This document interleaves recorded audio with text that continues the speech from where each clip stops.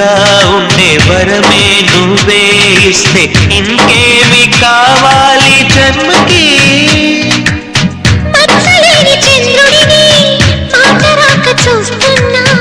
వరస కాని బంధుని చొరవ చేసి అంటున్నా ఇంకెప్పుడు ఒంటరినని అనరాదని.